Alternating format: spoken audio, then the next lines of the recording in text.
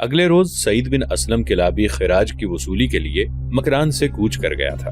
سعید بن اسلم کلابی کی بدقسمتی کہ جس وقت وہ مکران کے نواحی علاقوں سے خراج وصول کر رہا تھا، دریا دشت کے اس پار حارث علافی کے بیٹے معاویہ اور محمد ایک خاصے بڑے لشکر کے ساتھ اس پر حملہ آور ہوئے۔ سعید بن اسلم کے ساتھ چند دستے تھے جن پر معاویہ اور محمد فطرت سے بغاوت کرنے والے شیاطین کی طرح نازل ہوئے عذاب کی طرح چھانے لگے۔ ان کے پاس چونکہ ایسا لشکر تھا جو تعداد میں کافی زیادہ تھا، لہٰذا وہ تیزی سے سعید بن اسلم کے محافظ دستوں پر غالب آنے لگے تھے۔ سعید بن اسلم کلابی اور اس کے جانثار زیادہ دیر تک ان کا مقابلہ نہ کر سکے اور انہوں نے سعید بن اسلم کلابی کے علاوہ اس کے محافظ دستوں کا بھی کام تمام کر کے رکھ دیا۔ اس کے بعد حارث علافی اور اس کے بیٹوں نے اس لشکر کو بھی اپنے ساتھ لیا جو راجہ طاہر نے انہیں مہیا کیا تھا۔ پھر انہوں نے مکران کے اندرونی علاقوں کا رخ کیا اور اپنے سامنے آنے والی ہر چیز کو تباہی اور بربادی کے خون میں ڈبونے لگ گئے۔ مکران میں مسلمانوں کی خوش قسمتی کے سعید بن اسلم کلابی کے محافظ دستوں میں سے کچھ اپنی جان بچا کر مکران کی طرف بھاگے اور سیدھے اسی حویلی میں داخل ہوئے جس میں خریم بن عمر، مجاع بن سہر تمیمی اور بنانہ بن حنظلہ کلابی نے رہائش رکھی ہوئی تھی۔ تینوں اس وقت ایک کمرے میں بیٹھے کسی موضوع پر گفتگو کر رہے تھے۔ تب سعید بن اسلم کلابی کے محافظ دستوں سے بھاگنے والے اس کمرے میں داخل ہوئے تو وہ تینوں چونک کر اٹھ کھڑے ہوئے۔ پھر آنے والوں میں سے ایک بول پڑا، ہم آپ لوگوں کے لیے ایک انتہائی بری خبر لے کر آئے ہیں۔ سعید بن اسلم کلابی پر حارث علافی کے بیٹوں معاویہ اور محمد نے حملہ کیا۔ سعید بن اسلم کلابی کو انہوں نے قتل کر دیا اور جو ان کے ساتھ دستے تھے ان کا بھی صفایا کر دیا گیا ہے۔ ہم بڑی مشکل سے اپنی جانیں بچا کر یہاں پہنچے ہیں۔ مزید یہ کہ راجہ طاہر نے بھی انہیں ایک لشکر مہیا کیا ہے۔ اس لشکر کے ساتھ وہ بڑی تیزی سے مکران کے اندرونی حصے کی طرف بڑھ رہے ہیں۔ جس سمت کا بھی وہ رخ کر رہے ہیں، حسرت قدوں کا سا لرزہ عام طاری کرتے چلے جا رہے ہیں۔ جس طرح وقت کی گردش میں سرگرداں سیارے اور راتوں کے سہمے لمحات میں پتے اڑتے ہیں، اسی طرح لوگ ان کے سامنے بھاگتے پھر رہے ہیں۔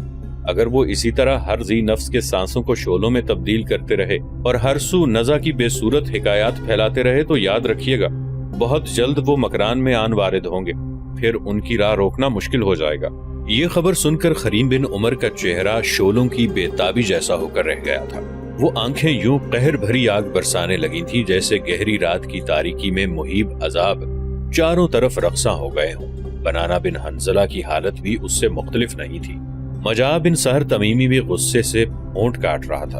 تھوڑی دیر تک خاموشی رہی۔ اس کے بعد خریم بن عمر نے مجاع بن سہر تمیمی کو مخاطب کیا، اے ابن سہر، آپ عمر میں میرے باپ کی طرح ہیں، میرے لیے بزرگ اور قابل احترام ہیں۔ اب جبکہ سعید بن اسلم کلابی کو حارث علافی کے دونوں بیٹوں نے قتل کر دیا ہے، اس سلسلے میں اگر آپ مجھے اجازت دیں تو ان سے متعلق لاہ عمل طے کرنے کے لیے میں ایک تجویز پیش کروں، اس لیے کہ سعید بن اسلم کلابی کی موت کے بعد اب آپ ہی ان علاقوں کے والی اور حکمران ہیں، آپ ہی کا فیصلہ ہمارے لیے آخری ہوگا۔ خریم بن عمر شاید کچھ اور کہتا کہ ہاتھ کے اشارے سے مجاع بن سہر نے اسے روک دیا۔ خریم بن عمر جب چپ ہوا تو مجاع بن سہر تمیمی نے کہنا شروع کیا، ابن عمر میرے بیٹے، جس وقت میں کوفہ سے تمہارے ساتھ ان سرزمینوں کی طرف روانہ ہوا تو کوفہ کے راستے میں بھی میں نے تم پر واضح کیا تھا کہ تمہاری حیثیت مکران میں نہ صرف میرے بیٹے اور ایک عمدہ صلاح کار کی سی ہوگی بلکہ لشکریوں کی حرکت کے معاملے میں تمہارا فیصلہ میرے لیے آخری ہوا کرے گا۔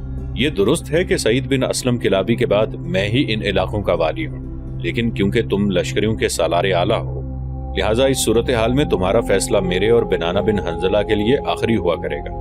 اس سلسلے میں کسی قسم کی عاجزی اور انکساری کا اظہار نہ کرنا۔ کہو تم کیا کہنا چاہتے ہو؟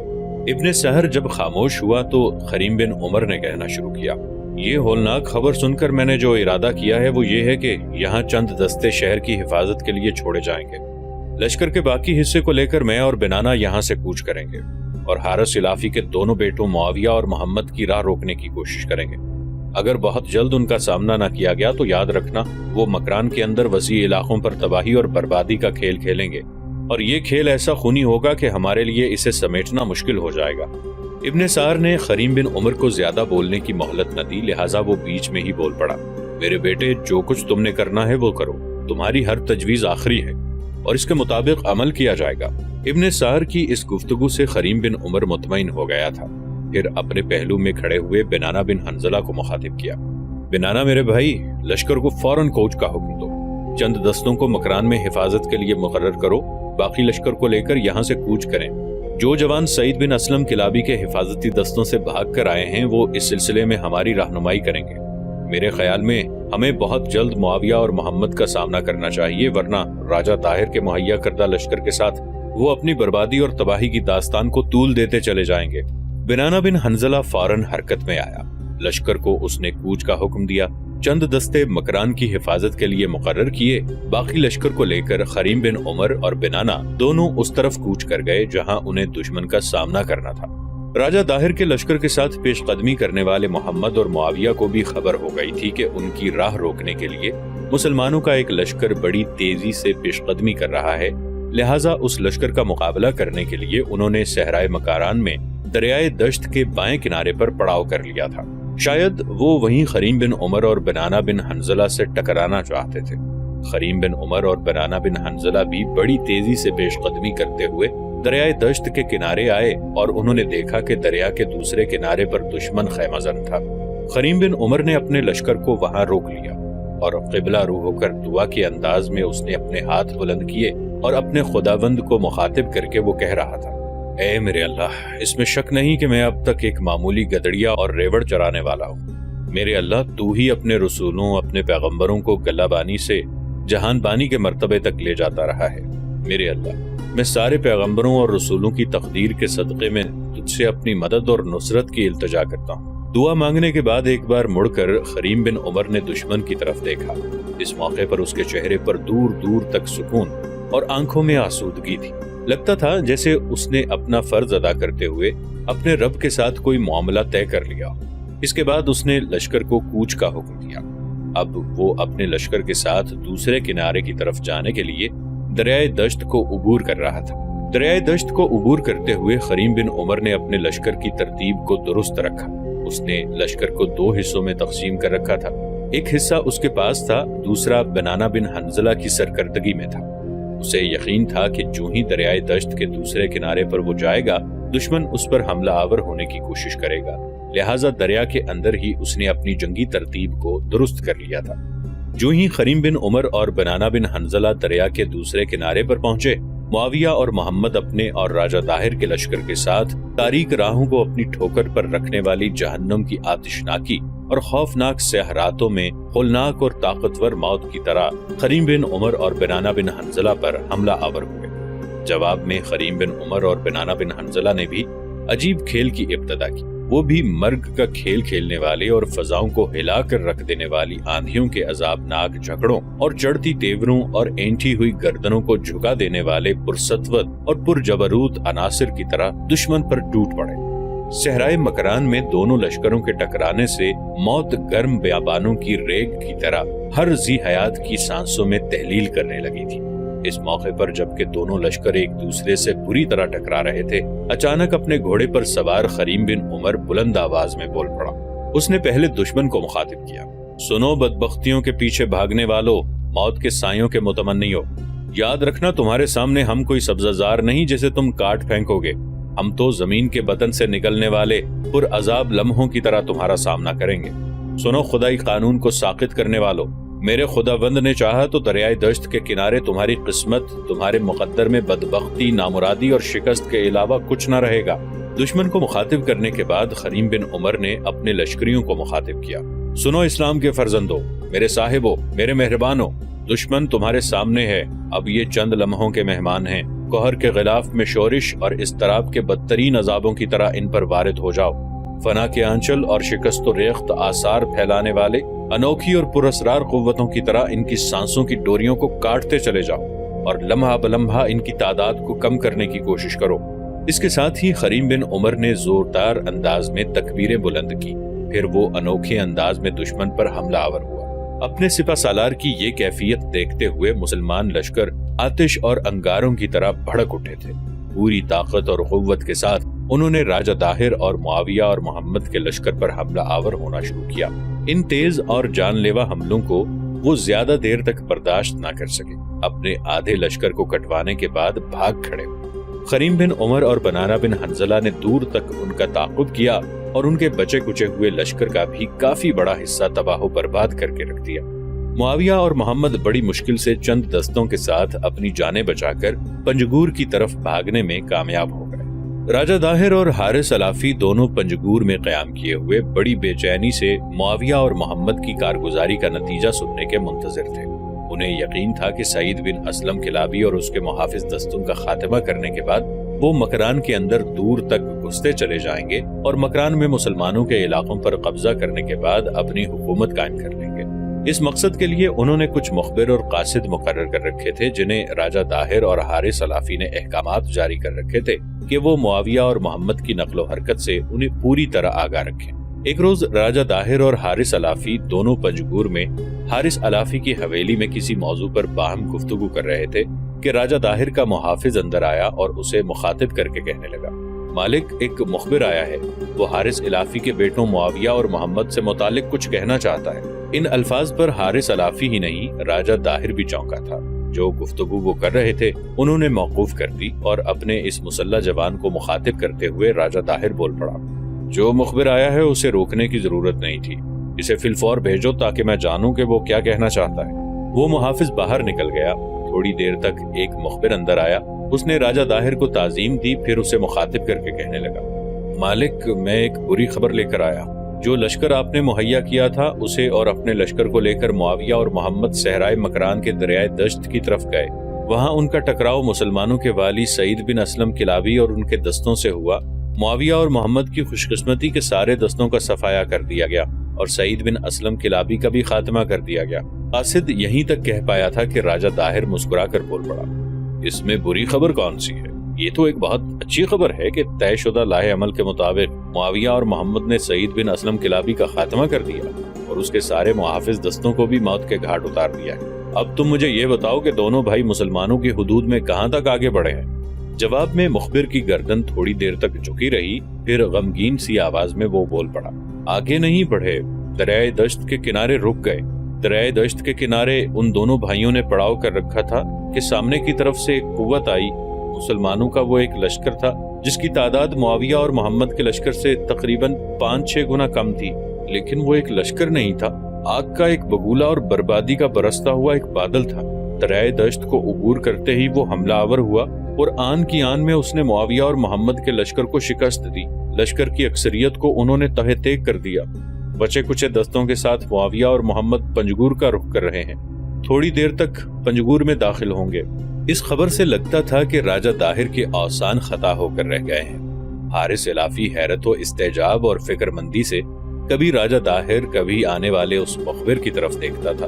کچھ کہنا ہی چاہتا تھا کہ راجہ داہر اس سے پہلے ہی بول پڑا، کیا تم بتا سکتے ہو کہ معاویہ اور محمد پر حملہ آور ہونے والی وہ قوت کون سی تھی؟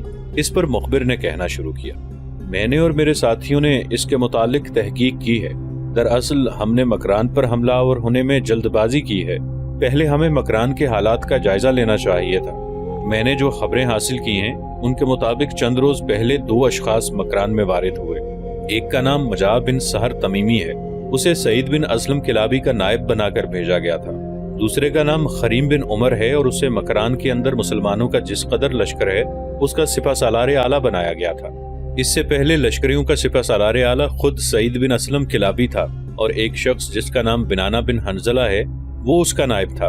اب خریم بن عمر لشکریوں کا سالار ہے اور بنانا بن حنزلہ اس کا نائب ہے۔ مسلمانوں کا جو لشکر ہمارے لشکر پر حملہ آور ہوا اس کی کمانداری خود حریم بن عمر کر رہا تھا، جبکہ بنانا بن حنزلہ اس کا نائب تھا۔ ان دونوں نے حملہ آور ہو کر ہمارے لشکر کو تہس نہس کر کے رکھ دیا۔ تھوڑی دیر کے لیے راجہ داہر کی گردن جھکی رہی۔ اس نے انتہائی دکھ اور افسوس میں حارث علافی کی طرف دیکھتے ہوئے کہنا شروع کیا، میں تو سمجھتا تھا کہ سعید بن اسلم کلابی کے بعد مسلمانوں کی کوئی قوت نہ رہے گی جو معاویہ اور محمد کا راستہ روک، لیکن لگتا ہے مسلمانوں نے پہلے ہی حالات کا جائزہ لیتے ہوئے احتیاطی تدابیر کر رکھی ہیں۔ راجہ داہر یہیں تک کہنے پایا تھا کہ حارث علافی بول پڑا، میں جانتا ہوں کہ یہ ساری کارروائی حجاج بن یوسف کی ہے، وہ بڑا مکار شخص ہے، بڑی احتیاط سے کام لیتا ہے، دشمن کو نیچا دکھانے کے لیے پہلے بڑی سوچ سمجھ سے قدم اٹھاتا ہے، جب قدم اٹھا لیتا ہے تو پھر روندے بغیر نہیں رہتا۔ یقیناً اس نے یہاں کے حالات کو دیکھتے ہوئے بڑی احتیاط کے ساتھ مجاہ بن سہر اور خریم بن عمر کو ان سرزمینوں کی طرف بھیجا تھا۔ اب ہمیں حالات کا جائزہ لیتے ہوئے مکران پر حملہ آور ہونا چاہیے، اس لیے کہ سعید بن اسلم کلابی کے بعد اب یہ مجاہ بن سہر تمیمی مکران کا والی ہوگا، جبکہ اس کے ساتھ خریم بن عمر جو سالار بنا کر بھیجا گیا ہے وہ یقیناً بے پناہ قوت اور صلاحیتوں کا مالک ہوگا۔ میں ایک بات آپ پر واضح کر دوں، حجاج بن یوسف بڑا تیز، بڑا فہم و فراست کا شخص ہے۔ اس نے یوں ہی نہیں کریم بن عمر کو یہاں کا سالار اعلیٰ مقرر کیا ہوگا۔ اس میں یقیناً ایسی صلاحیتیں ہوں گی کہ اس نے اسے اس منصب کے لیے چنا، لہٰذا آئندہ ہمیں اس کا مقابلہ سوچ سمجھ کر کرنا ہوگا۔ جب تک حارث الافی بولتا رہا، راجہ طاہر گردن جھکائے خاموشی سے سنتا رہا۔ حارث کے خاموش ہونے پر راجہ طاہر بول پڑا، حارث، میرے ذہن میں ایک ترکیب ہے، آئندہ ساری صورتحال کا جائزہ لیتے ہوئے حملہ آور ہوا جائے گا۔ میں مزید ایک لشکر بھجواؤں گا جو یہاں پنجگور میں تمہارے پاس قیام کرے گا۔ تم اپنی ساری قوت کو پنجگور میں جمع کر لو۔ اس کے علاوہ اب میں تیز رفتار قاصد نکامرہ قبائل کے سردار مومل کی طرف بھجواتا ہوں اور اس سے لاہ عمل طے کرتا ہوں کہ وہ بھی ایک لشکر مہیا کرے جو ہمارے ساتھ مل کر مسلمانوں پر حملہ آور ہو۔ ساتھ ہی میں ایک تیز رفتار قاصد کرمان کی طرف روانہ کروں گا۔ وہاں وہ مجوسیوں کے سالار اعلیٰ نرمیش سے ملے گا، اس سے بھی اس سلسلے میں معاملہ طے کرے گا۔ یہ سارے معاملات طے کرنے کے بعد جو صورتحال سامنے آئے گی وہ کچھ اس طرح ہو۔ مغرب کی طرف سے نرمیش کرمان کے شہر مکی سے اٹھے گا اور اپنی پوری طاقت کو مشرق کی طرف لائے گا۔ ساحل سمندر کی طرف سے مومل اپنے خونخوار بحری قزاقوں کے ساتھ شمال کا رخ کرے گا، جبکہ مشرق کی طرف سے تمہارے دونوں بیٹے ایک بار پھر ایک لشکر کی کمانداری کرتے ہوئے کوچ کریں گے۔ اس طرح تین اطراف سے مسلمانوں پر حملہ کیا جائے گا تو میرے خیال میں مکران سے ہمیشہ کے لیے مسلمانوں کا خاتمہ ممکن ہو سکے گا، اور اس طرح سے مغرب کی طرف سے آئندہ کسی قسم کا خطرہ نہیں رہے گا۔ حارث الافی تھوڑی دیر تک توصیفی انداز میں راجہ طاہر کی طرف دیکھتا رہا، پھر کہنے لگا، راجہ، یہ ایک عمدہ ترکیب ہے، اس پر کامیابی کے ساتھ عمل کیا جائے تو میرے خیال میں مکران میں مسلمانوں کے قدم کبھی بھی جمنے نہیں پائیں گے۔ راجہ طاہر جواب میں کچھ کہنا چاہتا تھا کہ عین اسی لمحے حارث الافی کے بیٹے معاویہ اور محمد داخل ہوئے۔ راجہ طاہر اور حارث الافی دونوں اس کمرے سے باہر آئے، بڑے پرجوش انداز میں دونوں سے مصافحہ کیا۔ پھر راجہ طاہر نے دونوں کو مخاطب کیا، مجھے خبر مل گئی ہے کہ تم دونوں کو شکست ہوئی ہے، پر جس قوت سے تم نے شکست دی ہے وہ قوت کوئی معمولی قوت نہیں ہے، اور جو لشکر تمہیں مہیا کیا گیا تھا اس لشکر کو شکست دینا کسی عام قوت کے بس کا روگ نہ تھا۔ راجہ طاہر یہیں تک کہنے پایا تھا کہ حارث کے بیٹے معاویہ نے اس کی بات کاٹتے ہوئے کہنا شروع کیا، راجہ، ہمیں امید تک نہیں تھی کہ مسلمانوں کی کوئی ایسی قوت بھی ہمارا راستہ روکے گی، لیکن یہاں مسلمانوں کا ایک نیا سالار آیا ہے، اس کے حملہ آور ہونے کا انداز نیا تھا، لشکر کو مخاطب کرتے ہوئے اور ان میں جوش و جذبہ پیدا کرنے کا طریقہ کار بھی اس کا نرالا تھا۔ اس کی تقریر کے بعد اس کے لشکری آگ کے بگولے اور شعلوں کا طوفان بن کر ہم پر حملہ آور ہوئے، اور ہمارا کوئی لشکر ہی ان کے سامنے جم نہ سکا، حالانکہ ان کے لشکر کی تعداد ہم سے کافی کم تھی۔ ہماری بدقسمتی کہ ہم دونوں بھائیوں کو پھر بھی شکست کا منہ دیکھنا پڑا، اس کے لیے ہم دونوں بھائی شرمندہ ہیں۔ راجہ طاہر کے چہرے پر تلخ سی مسکراہٹ نمودار ہوئی۔ معاویہ اور محمد کا شانہ باری باری تھپ تھپایا، پھر کہنے لگا، فکر مند ہونے کی ضرورت نہیں ہے، تمہارے باپ کے ساتھ میں نے آئندہ کا ایک لاہ عمل طے کر لیا ہے۔ میں تھوڑی دیر تک یہاں سے واپسی کے لیے کوچ کروں گا، جانے سے پہلے یہیں سے میں نکامرہ قبائل کے سردار مومل اور کرمان میں نرمیش کی طرف تیز رفتار قاصد بھجواؤں گا، اور ان کے نام میں تمہارے باپ کے ساتھ طے شدہ لاہ عمل کے مطابق پیغامات روانہ کروں گا۔ میرا پیغام ملنے کے بعد وہ میرے ساتھ رابطہ کریں گے، پھر ایک مقررہ دن تین اطراف سے مکران کے مسلمانوں پر حملہ کیا جائے گا۔ مجھے امید ہے کہ جب اس تین طرفہ حملے سے مسلمانوں کو سامنا کرنا پڑے گا تو ان کے قدم ہمارے سامنے کہیں بھی جمنے نہیں پائیں گے۔ میرے خیال میں انہیں اپنی پشت پر کوئی جائے پناہ نہیں ملے گی، صرف موت ہی ان کا آخری مسکن ہوگا۔ راجہ طاہر کی ایسی پذیرائی کو دیکھتے ہوئے معاویہ اور اس کے بھائی دونوں مطمئن ہو گئے۔ پھر راجہ طاہر نے وہیں سے نکامرہ قبائل کے سردار مومل اور کرمان میں مجوسیوں کے سالار اعلیٰ نرمیش کی طرف تیز رفتار قاصد بھجوائے، جبکہ خود وہ اپنے مرکزی شہر اروڑ یعنی الور کی طرف چلا گیا تھا۔ ایک دن خوبصورت سانکرا حویلی کے مدود ستونوں کی راہداری میں بیٹھی تھی۔ اس کے سامنے کھجوروں کا ایک ڈھیر لگا ہوا تھا۔ اس ڈھیر سے موٹی کھجوریں چن چن کر ایک طرف رکھتی جا رہی تھی، چھوٹی اور باریک کھجوریں علیحدہ کرتی جا رہی تھی۔ ایسے میں حویلی کی خادمہ ساول تقریباً بھاگتی ہوئی اندر آئی اور چپ چاپ سانکرا کے پاس آن کھڑی ہوئی۔ سانکرا نے اس کی طرف دیکھا، پھر استفہامیہ لہجے میں اسے مخاطب کیا، تم خالی ہاتھ آ گئی ہو؟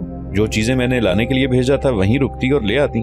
کیا میری چیزیں لانے کے لیے کریم بن عمر بازار کی طرف گئے ہیں یا ابھی اپنی حویلی میں ہی ہیں؟ ساول بیچاری منہ سے کچھ نہ بولی، اس کی گردن جھکی ہوئی تھی، فکر مند اور پریشان تھی۔ اس کی یہ حالت دیکھتے ہوئے سانکرا کے چہرے کی حالت بھی بدل گئی